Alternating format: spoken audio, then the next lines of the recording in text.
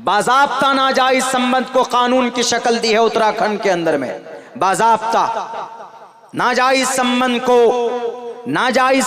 को कानून की शक्ल दी है कि अगर कोई लड़का या लड़की बिना शादी के रहना चाहे तो रह सकते हैं। उनको सिर्फ एप्लीकेशन देना होगा कि भाई we want to live with each other, we want to touch, हम लिव इन रिलेशन में रहना चाहते हैं। लिव इन रिलेशन का मतलब नाजायज रिश्तों में रहना चाहते। इसको वो अंधा, वो गूंगा, वो शराबी, वो कबाबी लोग कानूनी शक्ल दे दिए कि लड़की लड़का अगर शादी ना करे तो कोई बात नहीं, लड़की लड़का अगर सिर्फ बिना शादी के लिव इन रिलेशन में रहना चाहे तो जायज है। लेकिन उन्हें नहीं मालूम कि अगर ये कानूनी शक्ल दी गई है तो दुनिया में कितनी बुराइयां होगी, समाज की कितनी बच्चियों की इज्जत लूटी जाएंगी, समाज में कितनी बच्चियों का मर्डर होगा, समाज के अंदर कितनी बच्चियों के जिस्म के टुकड़े होंगे, दुनिया तसव्वुर नहीं कर सकती। दो वाकयात सामने आए थे, एक मुंबई के अंदर, एक दिल्ली के अंदर। एक दिल्ली के अंदर एक लड़का था आफताब नामी, उसकी भी एक दोस्त थी, वो भी लिव इन रिलेशन में रहते थे। दोनों, लड़की का रिश्ता किसी और के साथ हो गया। लड़की ने सोचा कि मेरा मन भर गया है इस आफताब से, ये मुझे पूरा खर्चा नहीं देता, इसलिए कि अब ये भिखारी हो गया, अब मैं दूसरे मालदार लड़का मेरे टच में है, मैं उसके साथ अब रिश्ता बनाना चाहती हूँ। ये लड़का आफताब सीरियस था, ये दिल फेंक आशिक चाकू उठाया और अपनी उस लड़की के साथ जिसके साथ रहता था उसके जिस्म के 35 टुकड़े किए। 35 टुकड़ा करने के बाद पन्नी में डालकर उसको अलग अलग जगहों के अंदर डाल दिया जाता है। किस वजह से? इस लड़की के जिस्म के टुकड़े हुए लिव इन रिलेशन की वजह से ना। और दूसरा वाकया मुंबई का, मुंबई के अंदर एक इंजीनियर लड़का है, वो अपनी गर्लफ्रेंड के साथ रहता है, लड़की के साथ में, बिना शादी के, बिना निकाह के। 2 साल, 3 साल, 4 साल के बाद उस लड़की का रिश्ता किसी और से हो जाता है, यानी किसी और से दोस्ती कर लेती है, इसलिए कि लिव इन रिलेशन में कोई बंदिश नहीं है। चाहे 1 साल रहो, 2 साल रहो, 3 साल रहो, 4 साल रहो, कि 2 घंटा रहो, कि 3 घंटा रहो, कोई पाबंदी नहीं। गरीब के साथ रहो कि मालदार के साथ रहो। उस लड़की ने पुराने दोस्त को छोड़कर नए दोस्त बनाए, तो पुराना जो लड़का था, वो जो इंजीनियर साहब, वो बड़े सीरियस थे। उन्होंने कहा कि अच्छा, पहले मुझसे मेरा चूना लगाया, मुझसे पहले शॉपिंग किए, मुझसे पैसे लिए, मुझे लूटा, अब मेरे साथ खिलवाड़ कर रही, किसी और के साथ दोस्ती कर ली, मैं तुमको किसी और का नहीं होने दूंगा। ये दिलफेक आशिकों का डायलॉग होता है ना, जो फिल्मों में चलता है, तुम मेरी नहीं तो किसी की नहीं, ये बाजारू लैंग्वेज यही है ना। शरीयत में इसकी कोई गुंजाइश नहीं है। पता क्या क्या उस लड़के ने, उस इंजीनियर ने उस लड़की को, उसको पहली बात ज़िबा किया, ज़बा करने के बाद उसके खाल को अलग किया, उसकी मांस को, उसकी हड्डियों को अलग किया, उसके गोश्त को अलग किया, गोश्त को निकाल कर पन्नी में डालकर फ्रिज में डाल दिया।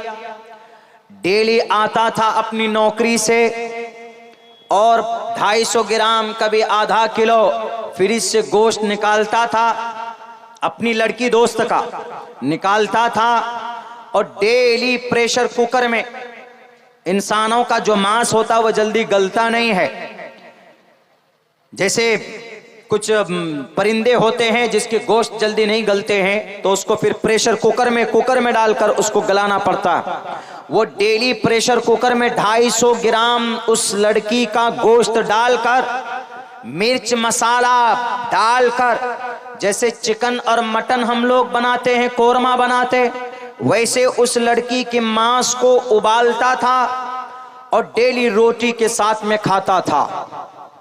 बताइए, दोनों लड़की, 2 वाकया है, इन दोनों की हत्या और मौत की वजह क्या बनी? Live in relation.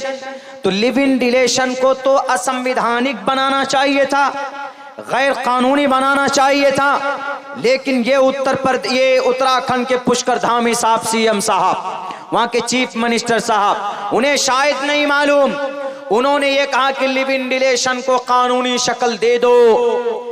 कानूनी शक्ल दोगे तो महीने के अंदर, अभी तो हर 45 सेकंड के अंदर एक बच्ची की इज्जत लूटी जाती है पूरे भारत में। अभी की रिपोर्ट है, हर 45 सेकंड में एक बच्ची की इज्जत लूटी जाती है। लेकिन जब तुम इसको कानूनी शक्ल दोगे तो हर 45 नहीं बल्कि हर सेकंड में 45 बच्ची का रेप होगा। और आओ, हमारे कुरान में इलाज है इस बीमारी का, इस मुहलिक बीमारी का। रब कहता है समाज की बच्ची और बच्चियों से, लड़के और लड़कियों से दोस्ती की शुरुआत कहां से होती?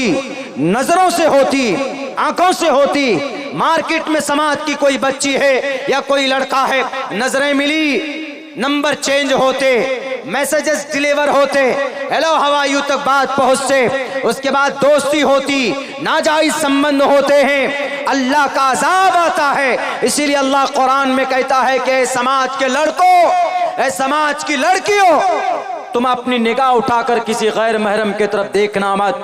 दोनों के बारे में रब कुरान में कहता है, कुल लिल मुअमिनीना यग़ुज़्ज़ू मिन अबसारिहिम, ऐ समाज के लड़कों किसी गैर महरम को मत देखना। कुल लिल मुअमिनाति यग़ुज़्ज़ुना मिन अबसारिहिन्ना, ऐ समाज की बच्चियों किसी गैर महरम मर्द को मत देखना। समाज के लड़कों से भी कहता है और यूं भी कहता है, वक़र्न फ़ी बुयूतिकुन्न वला तबर्रजन तबर्रुजल जाहिलिय्यतिल ऊला, कि समाज की औरतों घर में रहना, घर के बाहर मत जाना, बिला जरूरत के जाना हो तो पर्दे में जाना। तुम्हारी निगाहें नहीं दिखनी चाहिए, तुम्हारी आंखें नहीं दिखनी चाहिए, तुम्हारी आवाज किसी को नहीं सुनना चाहिए। ये शरीयत का फरमान है। ये इसलिए कि दुनिया के अंदर जो जिना के बाजार गर्म हो रहे हैं, इसके ऊपर पाबंदी लगाने के लिए हमारा कुरान सबसे बेहतर इलाज बताता है। हमारी समाज की माएं एक दूसरे औरत के बारे में अपने बच्चों को बताए कि बेटे कभी भी किसी समाज की बेटी को छेड़ना मत, उनकी इज्जत के साथ खिलवाड़ मत करना, ये माँ की जिम्मेदारी है। तो हमारे नौजवान पता है आजकल ये सब काम बहुत करते हैं, इस तरह की हरकत, वैलेंटाइंस डे, गुलाब का फूल लेकर नाजायज संबंध, अपने प्यार का इजहार करते हैं। आप किसी गैर महरम से जब ही बात कर सकते हैं जब आपका निकाह उनके साथ हो जाए। निकाह से पहले देखना, बात करना, मुलाकात करना, मिलना जुलना, दीज थिंग इज प्रोहिबिटेड। इस्लाम में इसकी कोई परमिशन नहीं है, इस्लाम में इसकी कोई इजाजत नहीं है। पता है सजा दे दी गई, उसको फांसी पर लटका दिया गया। उसी दिन से आज तक ये वैलेंटाइंस डे मनाया जाता है पूरी दुनिया के अंदर कि भाई मोहब्बत में एक शख्स ने कुर्बानी दी है, मोहब्बत में एक शख्स का, इसकी एक आदमी की मौत हुई है, इसीलिए उस दिन को जिंदा रखने के लिए ये नाजायज तरीके अपना रहे हैं। मेरे समाज के नौजवानों, समाज के जिम्मेदार लोगों, आज जो हमारा बच्चा हमारी शरीयत से अलग है, हमारे कुरान के फरमान से उनकी जिंदगी अलग है, हमारा नौजवान शराबी बन रहा है, हमारे नौजवानों के अकायद सही नहीं है, हमारे पढ़े लिखे लोगों के भी अकीदे सही नहीं। इसलिए सबसे पहला काम ये करो हमारे समाज के माँ और बहनों, अगर आपके घर में छोटे भाई हैं, छोटे बच्चे हैं, छोटे लड़के लड़कियां हैं, तो सबसे पहले आप उनका अकीदा दुरुस्त कीजिए। उनको कहिए कि अल्लाह एक है, हमें अल्लाह ने पैदा किया है, पूरी दुनिया को अल्लाह ने पैदा किया है। अकीदा मजबूत होगा, ईमान कामिल होगा, ईमान कामिल होगा तो नेक आमाल में दिलचस्पी होगी, और जब नेक आमाल करेगा तो फिर वो किसी के सामने दबेगा नहीं, झुकेगा नहीं। तुम्हारे लिए इस दुनिया के अंदर भी बाइसे रहमत आपकी औलाद, और मरने के बाद भी आपकी निजात का जरिया बनेगी। कौन? आपकी औलाद। आदमी मर जाता है, आदमी इस दुनिया से चला जाता है, लेकिन आदमी अगर अपनी नेक औलाद छोड़ करके जाता है तो जब तक वो दुनिया के अंदर नेकी करते रहेंगे तब तक उसका सवाब उसके माँ बाप को मिलता रहता है। ये हाफिज़ कुरान बने हैं, इनके माँ बाप को इनका सवाब मिलता रहेगा, लेकिन अगर इन्होंने किसी और को हाफिज बनाया तो उसका भी सवाब इनके माँ बाप को मिलेगा। उन्होंने किसी और को हाफिज बनाया, उन्होंने किसी और को बनाया, क़यामत तक अगर बनाते रहे हाफिज कुरान तो उन तमाम हाफिज कुरान को बनाने का सवाब सबसे पहले इनके माँ बाप को जाएगा, सबसे पहले इनको जाएगा। अल्लाह तबारक व ताला के यहाँ कमी नहीं है। अल्लाह तबारक व ताला देना चाहता है, लेकिन हमें लेना आना चाहिए। इसीलिए अकीदे के ऊपर मेहनत की सख्त ज़रूरत है। अकीदा आज हम मुसलमानों का कमज़ोर है, अल्लाह पर यकीन कमज़ोर है। इसी वजह से अल्लाह तबारक व ताला की मदद आ रही है, नहीं आ रही। हमारी मस्जिदें शहीद की जा रही, अल्लाह की मदद आ रही, नहीं आ रही। हम परेशानी में होते हैं, दुआ करते हैं, अल्लाह की मदद आती है, नहीं आती। पता है, एक बात बताऊं मैं आपको, दुआएं कभी कभी फिल फौर कबूल हो जाती है, कभी कभी बाद में अल्लाह उसका रिजल्ट देता है, अल्लाह तबारक व ताला। इसीलिए आपकी दुआ जब कबूल होगी जब आपका अमल अच्छा होगा, आपकी दुआ जब कबूल होगी जब आपका रिस्क हलाल होगा, आपकी दुआ जब कबूल होगी जब आपका यकीन अल्लाह के ऊपर मजबूत होगा। तो इंशाअल्लाह तबारक व ताला आपकी दुआ भी मजबूती के साथ आप करेंगे, आपका दिल भी लगेगा और अल्लाह आपकी दुआ को कबूल भी करेगा। इनमें सबसे पहला काम क्या करना है? अपने बच्चों के अकीदे को सही कीजिए। अकीदा बहुत ज़रूरी है सही होना कि अल्लाह एक, हमें एक अल्लाह की इबादत करनी चाहिए। अगर अकीदा ठीक नहीं है तो क्या मुसलमान जन्नत चला जाएगा? यही हाफिज कुरान अगर अकीदे में गड़बड़ी है, अकीदे में हाफिज कुरान है, अकीदा सही नहीं है, अकीदे में गड़बड़ी, यानी एक अल्लाह को के तौहीद परस्ती में गड़बड़ी है। कोई भी आदमी हो, अगर अकीदे में कमजोरी है, अकीदे में गड़बड़ी है, तो वह आदमी मुशरिक है। और अल्लाह तमाम गुनाहों पर सबसे ज्यादा, तमाम गुनाहों में जिस गुनाह पर गुस्सा होता है, अल्लाह तबारक व ताला को सबसे नापसंद अगर कोई जुर्म है तो वो शिर्क है। वो अल्लाह के साथ किसी और को अगर कोई शरीक कर लेता है तो अल्लाह तबारक व ताला उसको पसंद नहीं फरमाता। इसीलिए अल्लाह ने कुरान में कहा, इन्नल्लाह ला यगफिरु अन युशरक बिही व यगफिरु मा दून ज़ालिका लिमन यशा। अल्लाह शिर्क को माफ़ नहीं करेगा। अगर आपके घर में परेशानी है तो आप अल्लाह से मांगिए। अगर आपको कोई दिक्कत है, आप 2 रकात नमाज पढ़िए, सजदा कीजिए, हाथ फैलाइए रब के सामने में, अल्लाह से मांगिए कि अल्लाह तू ही इस कायनात का मालिक है, ए अल्लाह तू ही इस कायनात का पालनहार है, ए अल्लाह तू हमें हमारी परेशानी को दूर फरमा। चूंकि रब कुरान में कहता है, उदऊनी अस्तजिब लकुम, रब कहता है कि तुम मुझे पुकारो, मैं तुम्हारी दुआ को कबूल करूंगा, मैं तुम्हारी जरूरतों को पूरी करूंगा। हाँ, दुआ कबूल होने के लिए शर्त यह भी है, हलाल रिस्क होना चाहिए, हराम रिस्क नहीं होना चाहिए, बेईमानी का माल नहीं होना चाहिए।